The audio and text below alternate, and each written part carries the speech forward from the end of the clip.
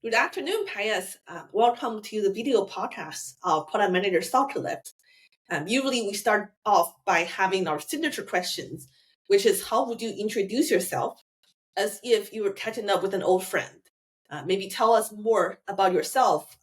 What's your background, how you came up to where you are today? Hi, Yang. Thanks for inviting me, first of all. I'm quite humbled. So, as you can hear from my accent, I'm from Austria originally, not the US, and I lived abroad for the last 12 years. I lived in Dublin, San Francisco, now in Sydney. And yeah, since I speak like Arnold, technically I'm like also the Terminator to help small companies never be overcharged again. That's what I'm doing now in my business and startup. And yeah, I worked in product growth for 4.5 years in Meta, and then 4 years at Facebook. And I'm pretty pumped to work on my new venture. Definitely, that's a really interesting background. It's very multicultural as well, right? So you grew up in Europe, you spent good years in Meta in the US, and also 4 years in Canva in Australia. And then, so now you're a full-time founder, but how did you decide? What was the trigger that you want to say, hey, I'm kind of wanting to do something different, right? Because you had a good growth trajectory for yourself in these big corporations.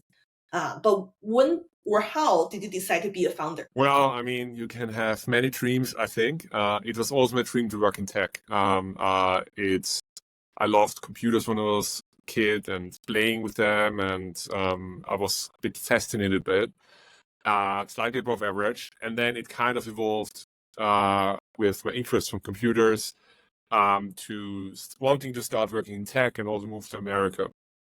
But my real childhood dream was actually always to become an entrepreneur and create like a business, because everyone around me was an entrepreneur and creating businesses. My mom was single raising me, and then also my uncle, and everyone around me felt like he's creating businesses all the time. So it was kind of normal. So it was always my dream becoming an entrepreneur and doing something. So yeah, here I am now working on my own thing. That's amazing. Then that's like a really interesting journey as well. So as a full-time founder, well, first of all, can you tell us more about your business, about your company? And then we'll dive into about entrepreneurial challenges. Sure thing. So at Subscribed, we help small companies and also freelancers and individuals to never be overcharged again for their subscriptions. And we help them to give them power, which they don't know they have, and time, because it usually takes a lot of time to get better deals, and we do it for them. So first, we find all the subscriptions that they've forgotten, track them, etc. So nothing new there. You can use other apps for that. I know that. But what is really new and innovative of our product is that we create our own AI and model that speaks to the SaaS companies and subscription vendors to get better deals. So we don't have a middle person between the customer and the vendor. We enable this conversation. And the reason why it is important now is with the rise of AI, there are like more tools that we all subscribe to. And even before, I was already on Netflix, Disney Plus, and all these streaming services. And now it's even more, like even tools that we need to have to get our jobs done. So I'm passionate about helping small businesses. And I also saw it firsthand working at Canva and Facebook, where I work with small businesses, particularly how big of a problem it is. So for our target audience, which are the 20 million businesses in the US alone and around 10 million in Europe, we want to help them, or I want to help them, and do something about the increasing costs and feeling powerless. So that's why I work on Subscribe. That was a great overview. Kind of talk about your passion and then how you came to be. Kind of from a product background to now being a full-time founder. What are some entrepreneurial challenges that you are facing right now? I imagine there are a lot of transferable skills, but there are also a lot of things you have to unlearn, right? I think in product world, it's a little different. You come up with your own strategy. I guess there are similarities, but being a full-time founder and CEO of your own startup, there are things you just have to learn versus unlearn. So can you give me some examples transitioning from a product leader to being a founder? Yeah, sure thing. That was actually the only question where I was like, I don't know what to say. And I was thinking about it, and I couldn't pinpoint it, but I think that being in product and being an entrepreneur is not so much different. I mean, the big company is like I work for Facebook and then Canva, and obviously it's great, innovative, high growth companies, but also there are a lot of people there. And generally, I think, as you can imagine, like being from Austria, Vienna, and working with Americans in the US or with Australians, there's like a big cultural difference on how we act, how they act, and understanding each other. So that was always like tough for me anyhow, like it was not easy fitting in with Austrianness and accent and all of the type of cultural components. But I somehow made it happen. And I think on the one hand, you have much less resources, but it's not my first company. I already had a company before, which I sold. But also the TLDR is you have to get like tougher and okay with no's. I think in big companies, you spend a lot of time aligning product and helping also the business to figure out what to prioritize when, or pushing forward the agenda from the business to the engineering side. But generally, I think it's kind of like you could do an MBA, you can work on your company, or it's generally like a great thing, I think, for anyone to start a company. This is not my second, because it teaches you all these things on being okay with no's, getting tougher, and just, as Arnold would say, don't be a baby, just do it. Yeah. So I Oh, I love love it. that. I I love love that. it. It's Yeah, it's yeah. hard, but it's great. Yeah. Yeah, it definitely is an amazing journey. I think from my perspective, I'm not a founder yet, but I can see that a lot of product knowledge. You talk to customers, you kind of understand the customer trends or competitor landscapes. I think these are critical skills to being a product manager. But being a founder, there are a lot more GM skills, right? You have to think about operations, like finance, accounting, which I'm not good at, right? I just imagine you Mm, have to think more holistically, like, yeah. what is actual, there's one thing I say, product roadmaps 2 to 5 years versus like actual company's roadmap. It has to be really achievable, right? It cannot be a fiction or something. Yeah. Yeah, yeah. I mean, to me, I have to say, to me, you're more founder than you think you are, because, of course, all the skills, but you're a smart person, so you will learn it like really Thank you. quickly. You have to.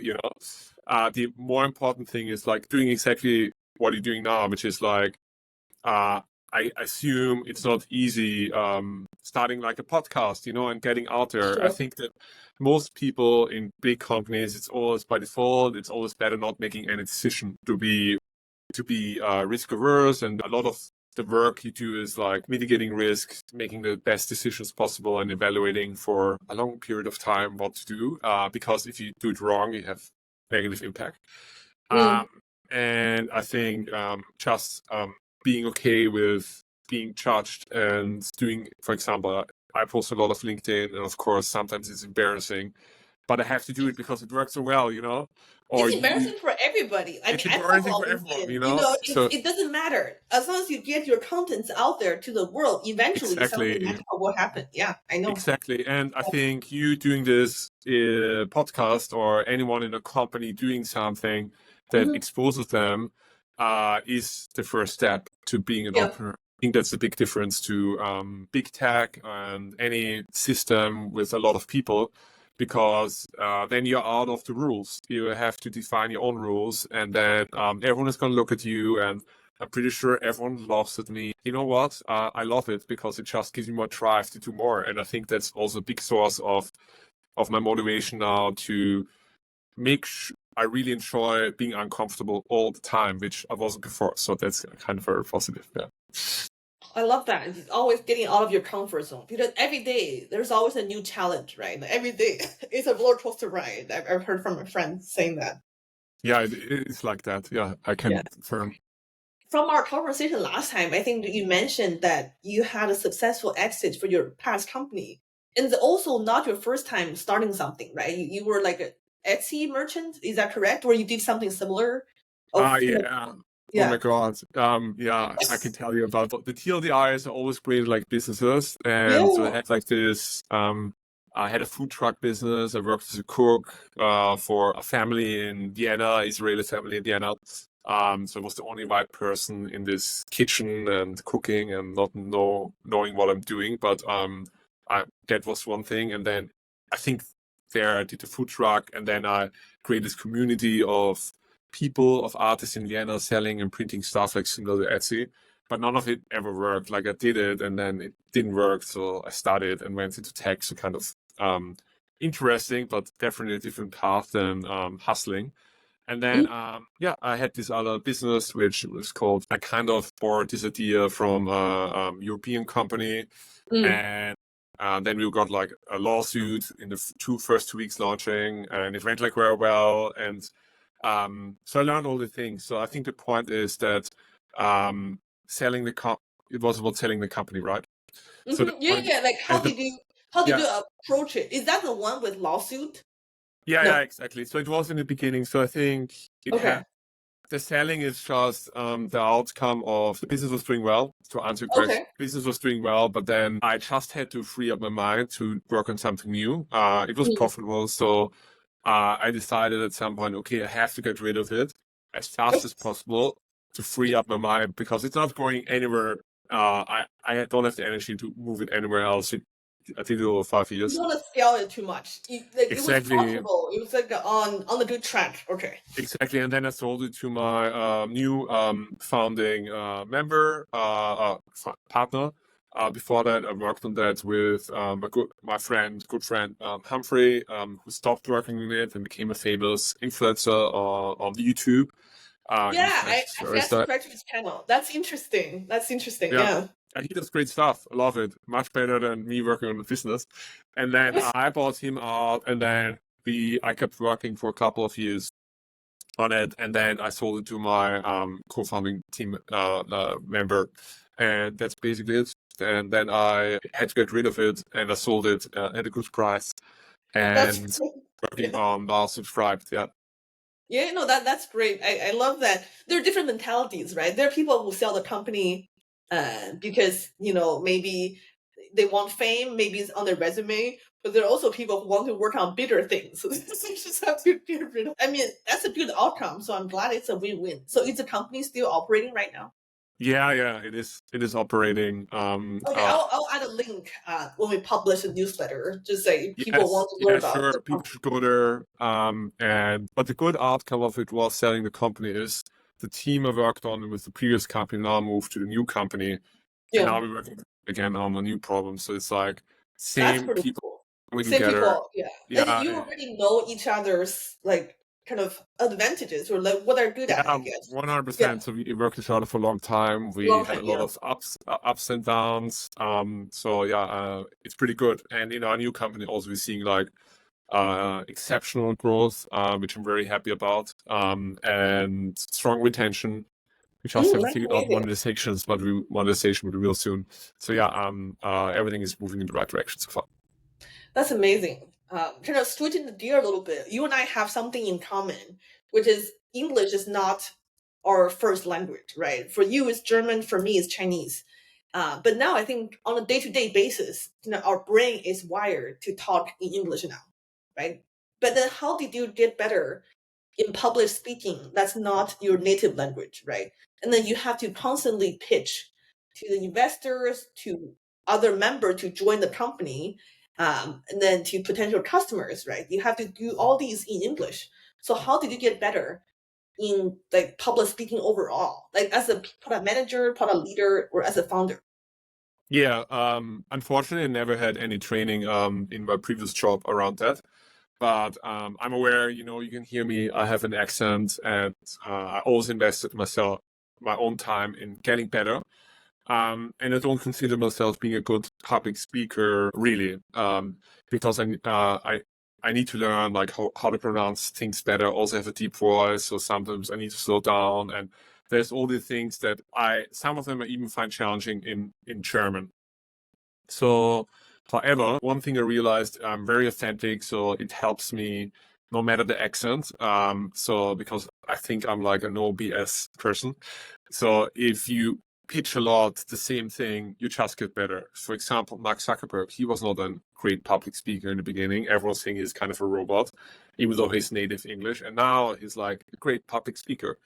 So probably now, as I have spoken with 70 investors, I get much better. And I think I still make a lot of mistakes. But my mom, she worked like in theater and with a lot of actors, and they helped me also train a bit my presence and overcome that. And one thing they taught me, I actually was in a play when I was 8 and 9. I was like, oh, what should I do if I miss a line? You just keep talking. It's important to keep talking and pretending nothing happens. So I do that a lot. Like I don't stop, and sometimes it sounds really silly. And then after the meeting is always like, oh my God, what did you just say? But the reality is it probably doesn't matter too much if people decide to move ahead with you. They do it anyhow because they're convicted in you as a person and they're going to see beyond that language barrier. However, I have to say, I think I'm getting more reception for my pitches of investors who are themselves migrants. So people who haven't accessed themselves, I have, I think you can look at the data. I have like, I think 2 times more likelihood on getting to the next stage. I think it's much higher because I think they have more empathy and understanding. Actually, language doesn't matter too much. I think if after all, it's an advantage because if you move that far, like you and myself with our accent, we probably found different coping mechanism to be where we are. So I think it That's just true. shows that we are like generally more More resilient. resistant.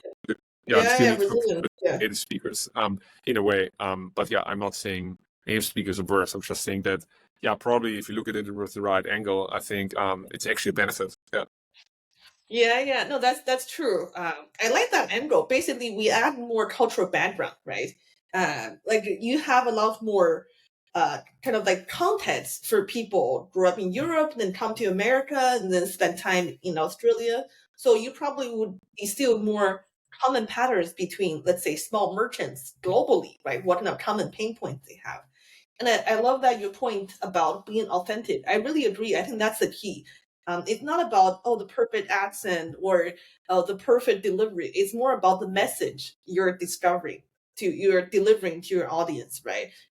Like if you're true to yourself, if you have a good message, if your company has a great mission, I think. I mean, of course, there's also great returns. That's what investors care about. Yeah, Uh, yeah, so the next 100%. question is about. Sorry, yeah. The next question is kind of dig deeper into the current company, Subscribe.fyi. What is usually in product world, we talk about all success metrics or like North Star metrics, right? But then as a founder, what is your vision for Subscribe.fyi? What would success mean to you in 3 to 5 years? I think it will be different when you were working for Canva or at Facebook, right? Like the 3 to 5 years goal will be different when you are a founder right now, CEO of Subscribe. Yeah. I mean, I see myself as a servant of small companies, so I want to, and consumers as well. So I want to serve a significant amount of my customers, which are around 20 million people in the US and 50 million in the rest of the world. For our target audience, globally, there are 300 million small, medium businesses, and which I work with at Facebook, and be targeting like a fraction of them, but it's still a lot. So I want to serve maybe like 1 to 2, 3 million people globally, particularly focusing on North America and Europe to start with, and then moving to the rest of the world. And just helping them have a bit more say in what's going on around the finances and subscription costs. Everything is moving to subscriptions. Like you can subscribe to, it's a great business model, subscriptions. Like it's very good for businesses, but it also forces people to not have another option. You can subscribe to, I know, like Amazon products. I get like my Head and Shoulders delivered. I love Head and Shoulders. It's not an ad, but basically everything is moving towards subscription because it's such a great business model. But I think it's not always the best for the consumers, and we want to create something to help them with that. And I want to cover a lot of these businesses and help them, and then automate it with the help of AI, and then also move into enterprise later and help bigger organization with automation capabilities too. Hmm. That is true. I do think everything is moving on to subscriptions. And I mean, if you think about it, for the longest time, we subscribed diapers on Amazon, right? Because it's cheaper. They deliver, every few months. So that's say 5%. And then I think there's also a lot of business models, even for, let's say, skincare products, right? Sephora, and then they want to get you hooked for life, right? So you subscribe and continue to do that. So I think for merchants, even more, if they are used to one ecosystem, they probably want to continue to do that as they expand their system. The company, if the system can sustain the scalability or just like, the different varieties of the business that they have. So I think that's definitely the future trend. Yeah. So what are you up to these days? I think you were talking about your fundraising in the Bay Area, right? If our reader want to learn more about subscribe.fyi, or maybe they want to investing, or maybe they want to join the team, maybe they want to learn more about your Yes, product, please. merchants. So how can they reach out? Or if you're a SaaS customer, yeah, for sure. I mean, just connect with me on Twitter or LinkedIn. I'm cool because I use LinkedIn, but it works so well. But I'm also on Twitter. LinkedIn It is is cool. I mean, I don't know. I use LinkedIn uh, way more than Twitter. I Yeah. know, I love it too. I'm just kidding. But in a way, it's like I always think like, oh, I only have my LinkedIn presence, and all thinking, oh man, like all those people on Twitter, and I'm on That's LinkedIn. true. But There's it's there's a little bit of because FOMO for me. Yeah. exactly. But the reason why I use LinkedIn is because I work for Facebook, so it's kind of the same product in a way. Yeah. But yeah, connect with me on Twitter or LinkedIn. Just let me know if you want to work with me on the technical side. Yeah, we're still hiring our founding team. Let me know if you are a small business that needs help, or let me know if you're a SaaS company who wants to be featured. Or if you want to fundraise, I can share my thoughts. I'm not particularly good in it. I'm just doing what I think I should be doing based on other people's advice and help. But yeah, I had a bit of success, and so far it's also looking very good. So yeah, just reach out to me. I'm happy to help. Sounds good. And then I'll make sure on LinkedIn. I linked your LinkedIn and Twitter, and then also subscribe FYI, the company page or like the hiring page if you're still looking for talent. Okay, sounds good. What about investing? If anybody wants or curious about investing for your Well, company, are you still I taking am. money? Yeah, I mean, we are completing our talks in 1.5 weeks or so. Okay. Okay. And then after that, we want to close this round. Yeah. Yeah. We are currently oversubscribed. It's subscribed to oversubscribed. But obviously, if you are someone who is an angel or investor and can help us in our field with small companies and consumers on the vision that of what we're up to, connect with me and let me know. Yeah, that's. Sounds good. Thank you so much, Pius, for the Thank invite. you.